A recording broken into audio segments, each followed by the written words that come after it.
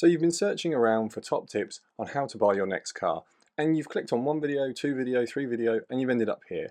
And the reason you probably ended up here is because a lot of the videos that cover how to buy a car, the information is kind of the same. And that's not to say that each person doesn't have their own take on it, but the information is kind of recycled from one video to the next, which I find really weird because I sold cars for years and most of them miss, or in fact all of the ones I checked out, miss these 5 things that are they're cemented in my brain from when I would buy trade-ins from customers. These are the things I checked. And there's also one tip here for when you're buying a car and you're talking to someone about trying to negotiate a deal. Lots of people will talk to you about the numbers. I'm going to talk to you about the relationship and how you actually get the best deal. Let's get straight into number 1.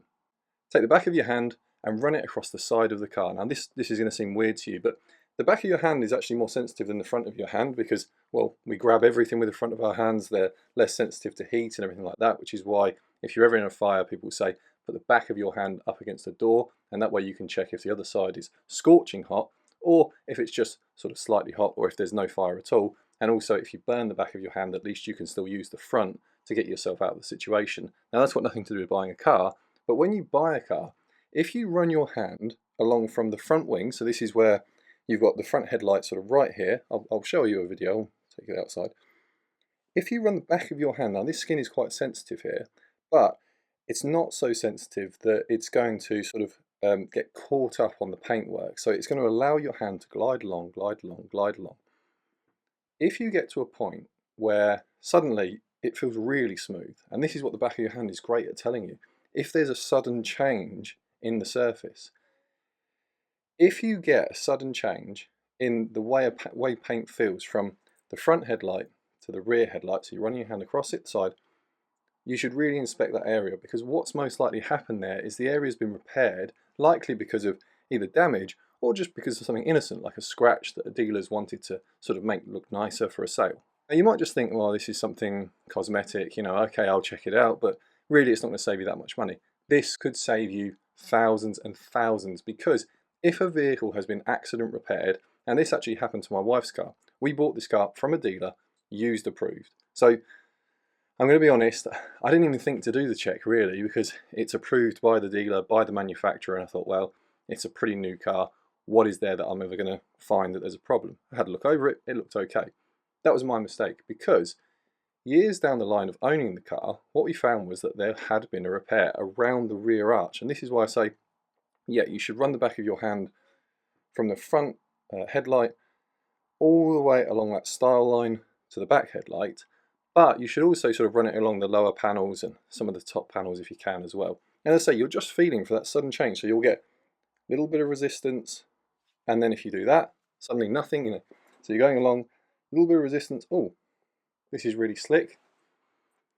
That's the area you want to inspect, and if I had done that, I probably would have seen that that area had been repainted. Now it'd been a really good job. I probably at the time wouldn't have been able to tell the difference. However, that area over the years, what we've found is there's been a tiny bit of rust appearing. Now I thought at first, oh, it's just dirt or something's chipped the paint. Took it to the dealer and I said, well, it's under its perforation guarantee, and this is something you should be aware. Most manufacturers will give you somewhere around the region of 8 years protection against perforation or rust. Okay, took it in and I said, well, there's a little bit of rust here, it's appearing on the rear arch, it's under the warranty, we've serviced it at the dealer because this is my wife's car, it gets everything it needs, it gets because it's her car and we like to keep it nice. And the dealer said, okay, yeah, I'll have a look at it, came out with me and he went, it's a repair, I can't do anything for you. Okay, we had a look at, and the sun, it was one of those blazing August days where the sun is really beating down on the paintwork. Now it's a white car, so sometimes you can't always tell in a dull light if there is a slight difference, but in bright daylight you could see, and I went, oh yes, and it was an area about this big and it had been painted, and guess what, the paint job wasn't that good. When you look at then the repair job to clean out any area that has caught any rust, repaint it, everything else, you could well be talking 4 figures for a repair. And so this little tip, running your hand, inspecting an area, you might just find an area that's had a small scratch repair, in which case great, as long as it's a good job, move on. You know you've got a good car, the dealer's been doing their due diligence and making sure that the car's nice for you. However, if you start to look around the edges and you can see overspray, you can see areas that have been oddly sanded, well, potentially you've got a big problem in your hands if you're going to keep the car for a few years, and potentially a big bill as well. So top tip, back of the hand, and just run it along those paint surfaces. Now this is one, I put this comment, someone asked me recently, I think I'd done a video for a BMW 7 Series, so this is an expensive vehicle, did a buyer's guide for it, and someone said, is there any more information you can give, any other tips you can give to buying one of these? I understand you've done everything in the video, anything else? And I said, date codes. Probably doesn't mean anything to you. Date codes on tyres. Most people, when they look at a used vehicle, they look at the tread depth, so they think, okay, I'll put the hand, put your hands in the treads, or the dealer will tell you, or someone used will say, oh yeah, they've only been on for 2,000–3,000 miles. 2,000–3,000 miles over what length of time though? Now, if you're buying a vehicle that has quite large wheels on it and expensive tyres, you want to make sure that these tyres are going to last you. And even if you're buying one with cheap tyres, it's just a build you do not need. And so on all tyres, there is a date stamp, and it's 4 digits. The first 2 digits are the week of the year, so that's 1 to 52. The second 2 are the year. So for example, you go up to a set of tyres, they look brand new, the tread depth is great. Then the owner says, oh, I don't really drive the car much. Okay, let's say you're looking at a second car, let's just, I don't know, a Mazda MX-5, some little sporty thing you're going to put in the garage. And you say, okay, well that's great, the tyres look good. And you shake hands on the deal. And then you take it off for its annual inspection in a year's time, and they say, you need 4 new tyres. You're thinking, there's no way, these tyres look great. Tyres crack, they're made out of rubber, and cracked tyres can actually fail yearly inspections, and they also start to dry up and they'll give you poor performance. There's a date code stamped on the side, I've given you the numbers there, I'll show you a video of it, but on that date code, okay, if you see something like, if you're buying now, okay, so if you saw 2015, the 20th week of 2015, these are old tyres, these probably need replacing. So even if they had loads of tread left, you're probably going to need to pay out for 4 new tyres. So check those dates. If they're old, well, you need to start negotiating on whether you can get a few £100 off, or a few $100 or whatever it is to you, to get that price down so that you can buy some new tyres for your car.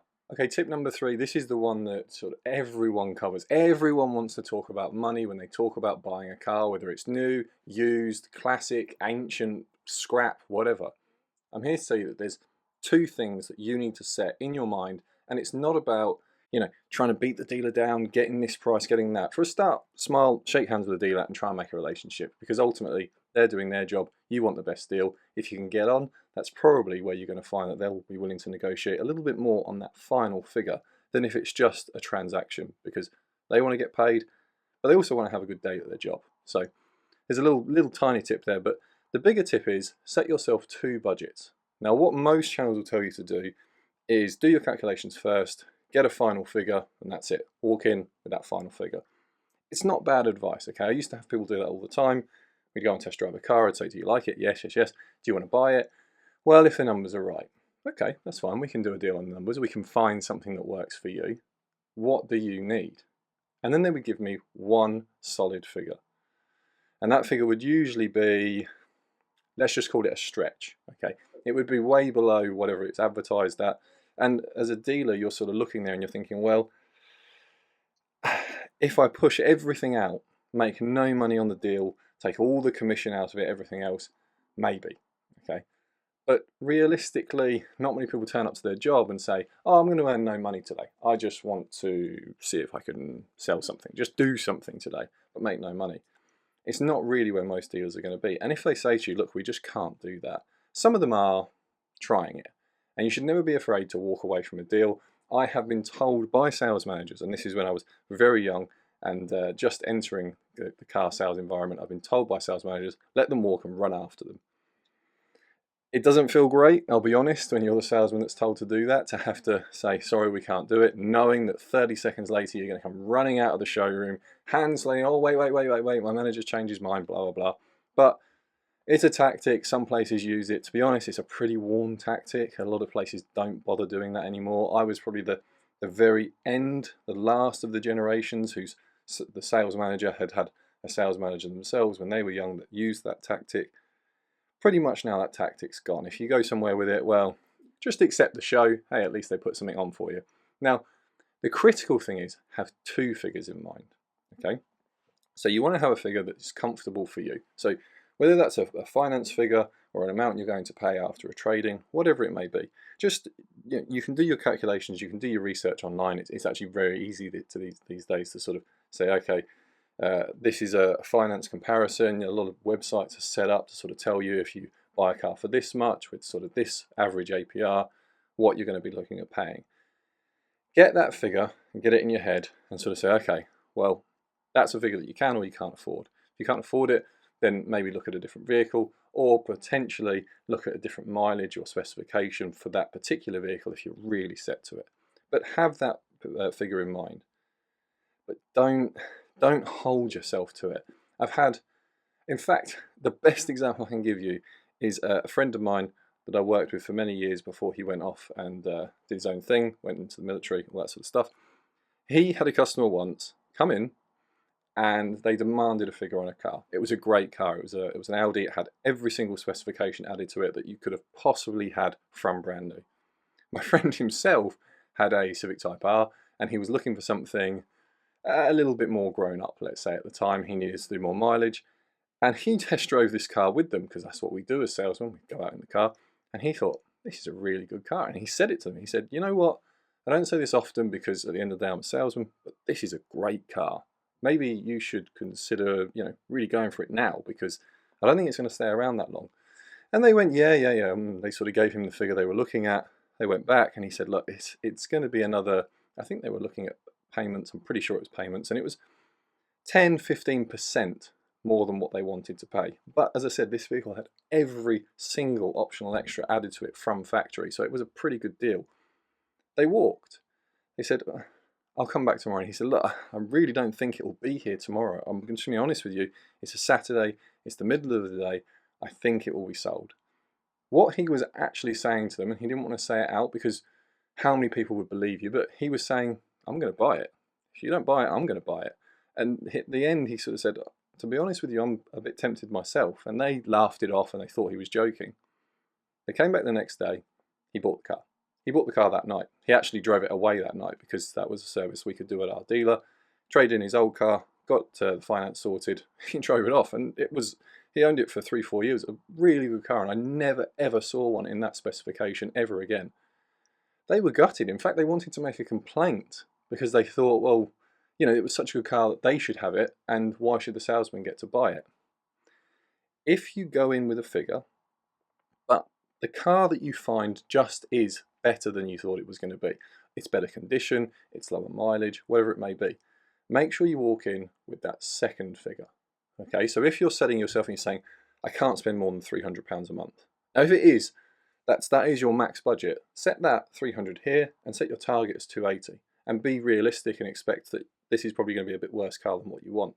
If you can afford 300, but if the perfect car came up, you could go a little bit more, have that figure in mind, but make that your solid figure. Now don't go telling everyone what this figure is, talk about this figure. That's how you'll get a great deal, because salesmen will try and, they'll try and move this figure, but if you stay fairly firm on it, most will try and comply with what you want. But have that secondary figure in mind, because the salesman may come back and say, look, I've done everything I can. I've given you the maximum I can for your trading.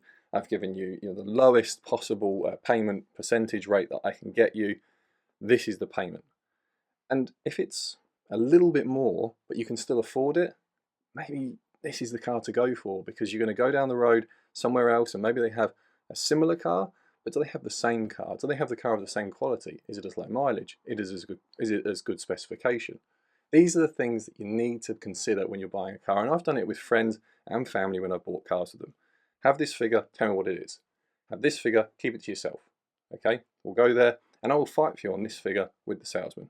We'll go back and forth. It's not a fight. It's a friendly discussion most of the time. But this is the one I'll set as a, no, this is what it's got to be. And then if they say, well, we just can't do it, Miles, we just cannot get to that figure for you. Okay, what is the figure you can do?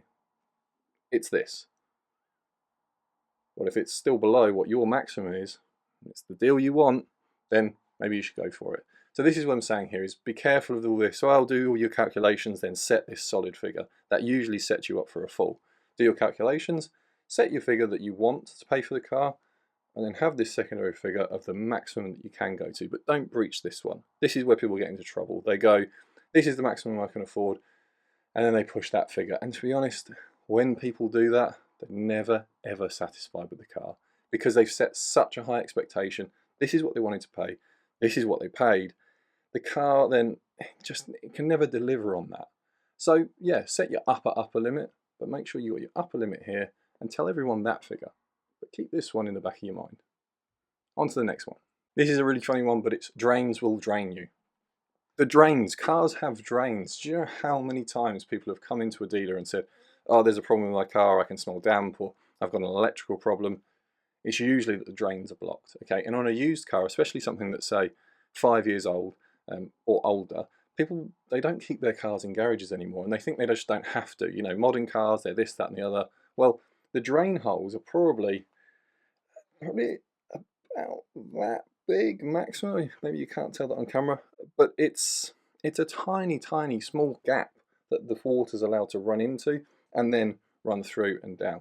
The reason manufacturers have to do that is because you need the water to drain off somewhere from the roof of the car. Now, on modern cars, yes, they've found ways to get it to drain better. They've put filters on the drains, but these filters can get clogged. Basically, the drains get clogged, water needs to go somewhere, it sits, and it'll either rust the panel or it will affect the electrics.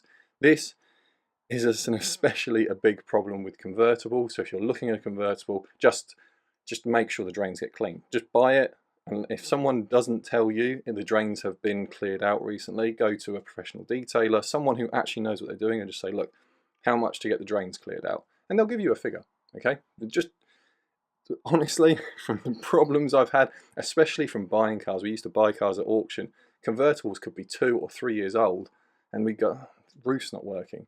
Or the roof sort of partially works. Sometimes it worked at auction, now it's not working. Almost every time it would go into the workshop and they'd say, oh yeah, there's an electrical problem. Why? The drains are blocked and it's flooded one of the modules. It's an expensive fix, so just get the drains cleared out. Now for the final one, I'm going to address something that people always say, and it's don't buy the first car that you see. I understand why people give this advice, because ultimately you should go and look at several different vehicles, make comparisons, see what one's good, one's bad, because you're probably not the expert. You're probably looking at a car for the first time. Let's just say you've decided to buy a Ford, a mid-size Ford, whatever that one might be where you are, and you've gone out and you said, okay, this one looks really nice, but you don't know that actually this one isn't that nice compared to another one. So I get it. The advice on its standing point, on its merit, is quite good. However, I don't not buy something just because of that saying. You know how many times I've been at a dealer, and you know I used to work for both franchise dealer and I worked at a huge used car lot. So I get some people, they just want to check around, but at the used car lot we would have 5 or 6 variations of a car. We never had just one unless it was an incredibly rare car. Yeah, but something like you know, your Fords, BMWs, GM products, Toyotas, anything like that. These are generally common enough for, if it's a used dealer, they'll have 1 or 2 in stock, and you can just go and sit in a couple.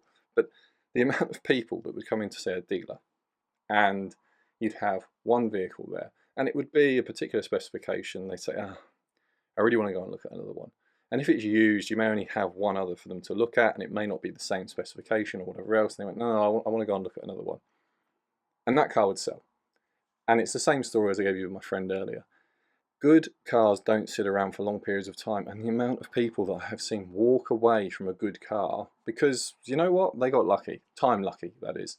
They went out on a Saturday morning, they thought they were going to spend all day looking at cars, and actually the first one they found is the right car. It happens sometimes. People don't believe it, but when you've sold cars for years you realise, yeah, that happens. Sometimes just the first one is the right car and you should go with it. Now, if you're really not confident buying cars and you really need to go and check every single detail before you confidently make a move, okay. But otherwise, do consider the first car you see. I know it just sounds so wrong, doesn't it? Because you're so used to hearing, never buy that first car, never buy the first car, never buy the first car. But sometimes the first car is the best car. It's like rolling on a wheel of roulette, okay?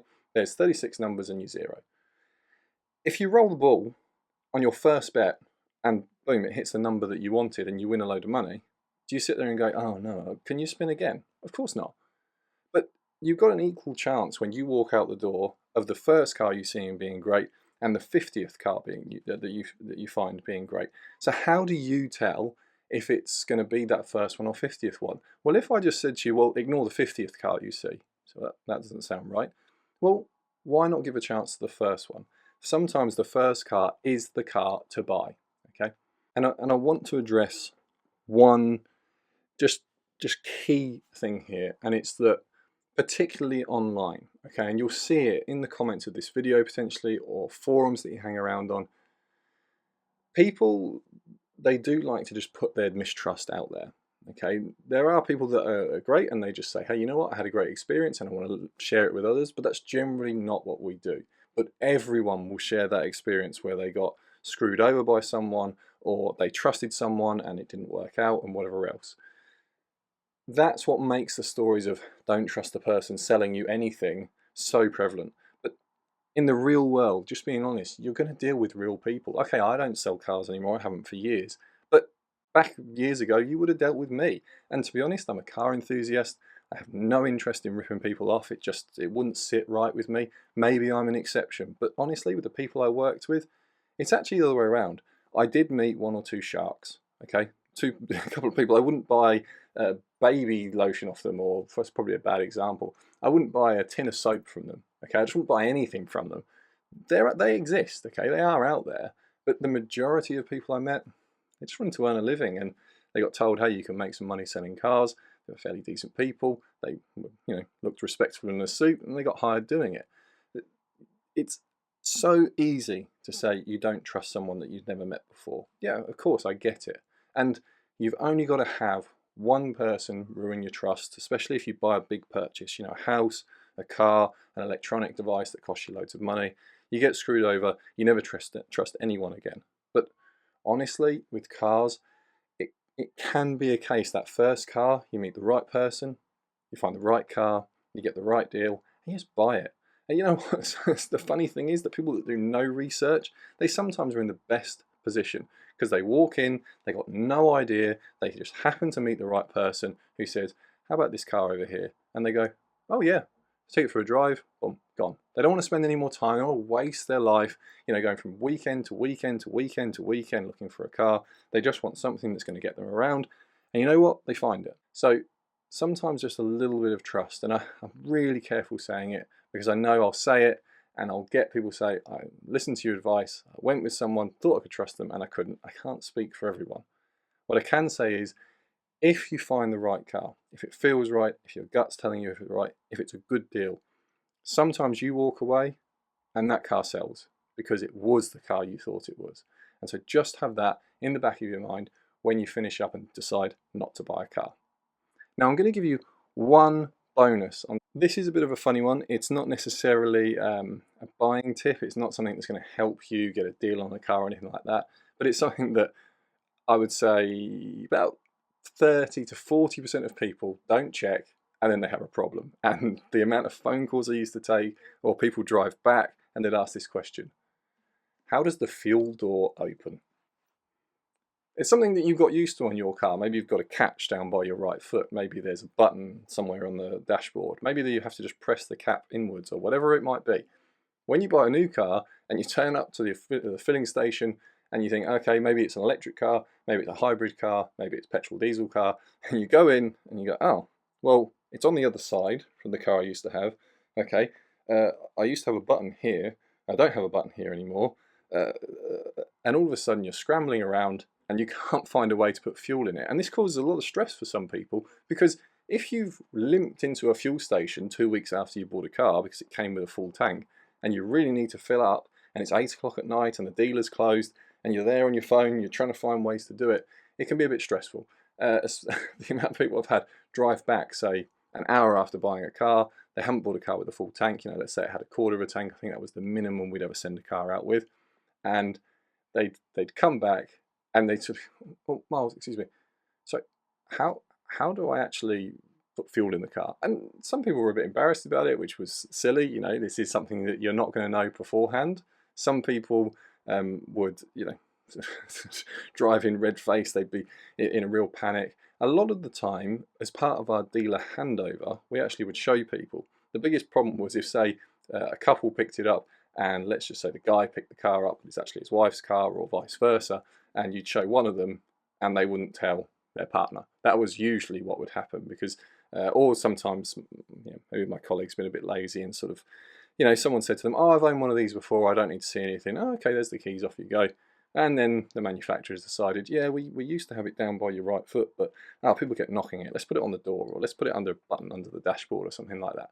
So just before you drive off, make sure that the fuel cap opens. And on a few cars, the solenoid that controls how the cap just sort of pops open actually fails. So it's best to know before you drive off, has that failed? Because if you haven't driven it off yet, hey, you're not paying for that. Get them to fix it. Little tip for you. I hope this video has been helpful. We have over 100 buying guides on the channel. If you like it, then add a like, and why not consider subscribing. Until next time, all the best.